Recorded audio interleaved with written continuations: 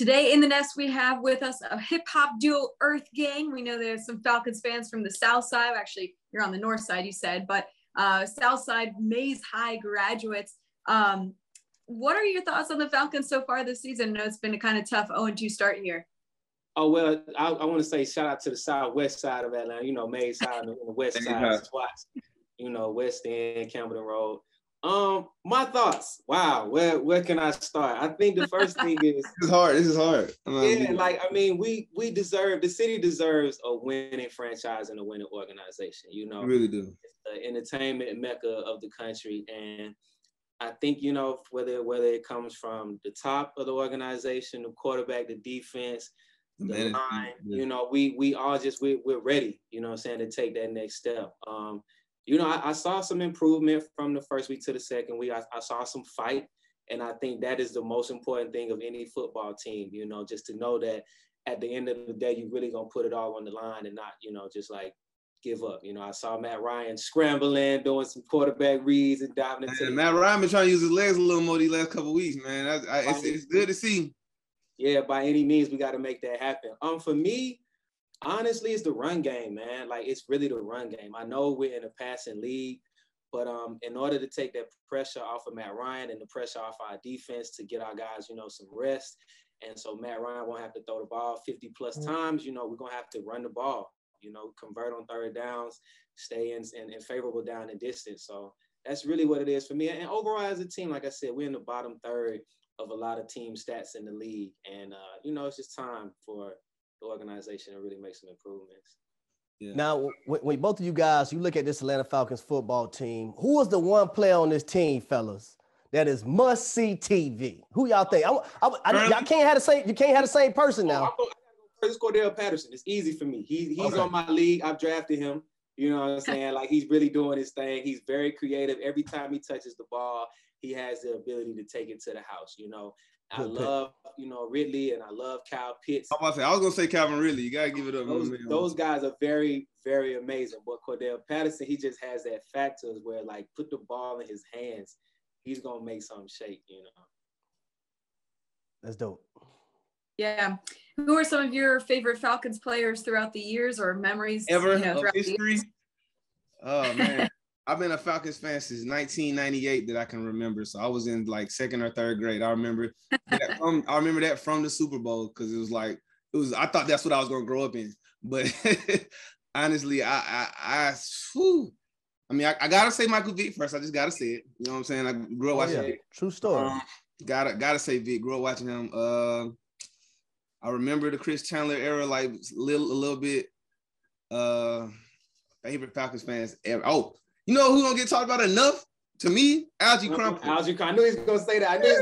Algie Crumpler. Algie Crumpler definitely don't get his flowers. Somebody give Algie his flowers. He should be on this call too.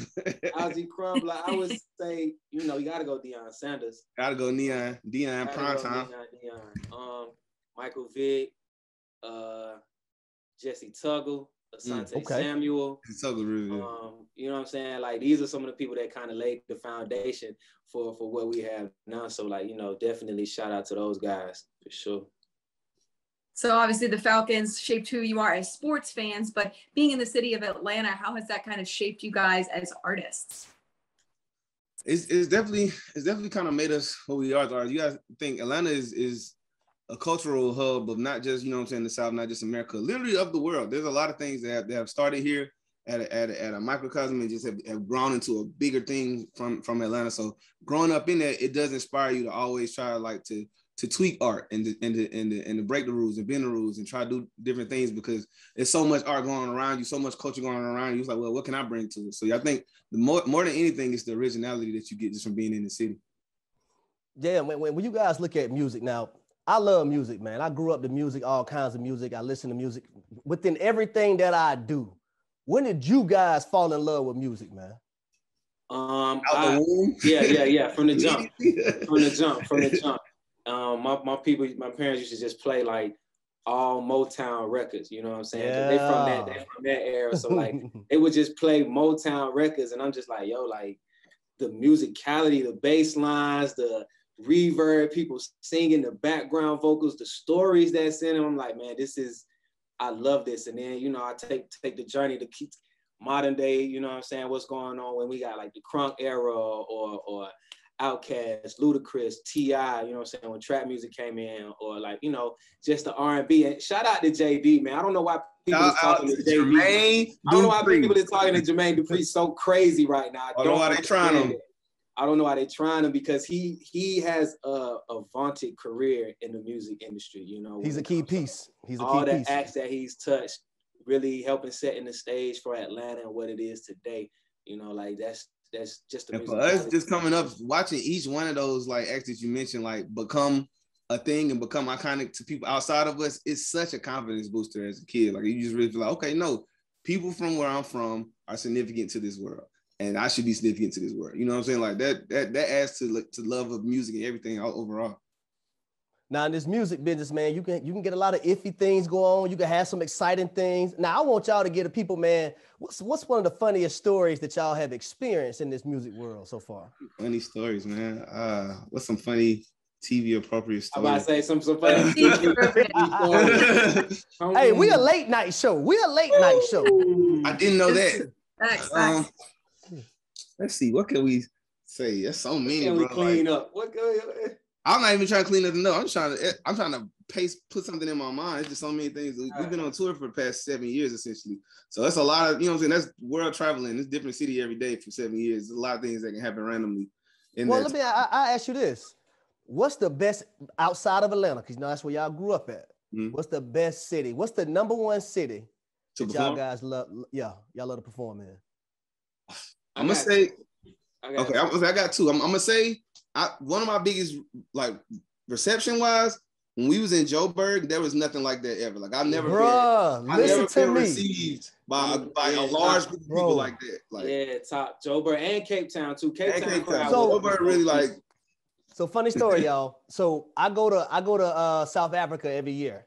Okay. So I go to Joburg. We going in November. So I always go in December. Okay. You know what I mean? But I'm telling you, it's so South Africa is so underrated, man. It's great and it's so inexpensive. Yes, it's one of the exchange rate is in our favor. Yes. The food is delicious. The people are awesome. It's a beautiful scenery. Like it's some of the amazing nature you're gonna look at. Period. It's crazy. Very amazing. And I think my other city would have to be London. Because it's just a mecca, a world mecca. Yo. If I get to pick one more too, I'm gonna say Amsterdam. Crazy. Now you picking Amsterdam for what reasons? Now I know it going over there in Amsterdam for a myriad of reasons. I can't even say it's for necessarily the green reason, because we get better at that in California. But I will say the crowds over there. It's like the Amsterdam crowds. I guess they all be high because they just be like, it's just like it's so much love. They know every word. A lot of them don't even speak English as their first language, but they're saying every word and not missing it. And it's amazing. That's crazy. So how has COVID affected like your plans with touring and stuff? Are you guys back on the road touring, or has that, not started yet? We slowed down last year. Yeah, we've been doing festival shows a lot this year, and we're planning our tours for next year. So we have a lot of things lined up for 2022. Yeah, we booked until 2023 now. Yeah, a lot of energy. So with that being said, man, what are some of the projects that y'all currently working on? We're working on our album. Our album's our second album. You know what I'm saying? It's called Dead of Gods. It's coming soon. We've been recording it all throughout quarantine, working with KP the Great. He's another Atlanta legend that's been behind the scenes with production from TLC to Outkast to Kendrick Lamar to Pharrell. And we've been working with him. He's executive producing our album, so very excited about that. Yeah, this album is really beautiful, man. We taking everything that we learned over the past 8 to 10 years, all the creativity, all the, the nuances of the industry, blah, blah, blah, and we really making something for our culture. Yeah, and we drawn from a lot of experiences. I mean, just like our last project. For those that have heard it, Mirrorland, go check that out. Grammys just announced it as one of the most revolutionary albums of the past couple of years. But we take a lot from experiences from being growing up in Atlanta. So, you know what I'm saying? You hear a lot of just like childhood memories in our verses. You hear a lot of random shout outs from very specific names. That, if you from here, you might know them, you know what I'm saying? So we do a lot of that. So that's all coming into this next combination of this next album. And most importantly, man, y'all doing it for the culture, man. For sure, bro. Definitely. That's what we do it for everything. We do it for the people, for the love of the music, bro. Because that at the end of the day, that's how we build our fan base. Like our fan base isn't necessarily like just looking for us to just pop out and do something that's like gonna be viral for a week. They want to know that they're gonna come see an amazing concert for years to come. So that's what we give. Awesome. We'll definitely look forward to that as you guys work on that new album. Sounds really awesome. Thanks so much for your time, guys. For anyone who wants to catch the full conversation, head to fox5atlanta.com, and we will be right back on Rise Up Tonight. Go Falcons.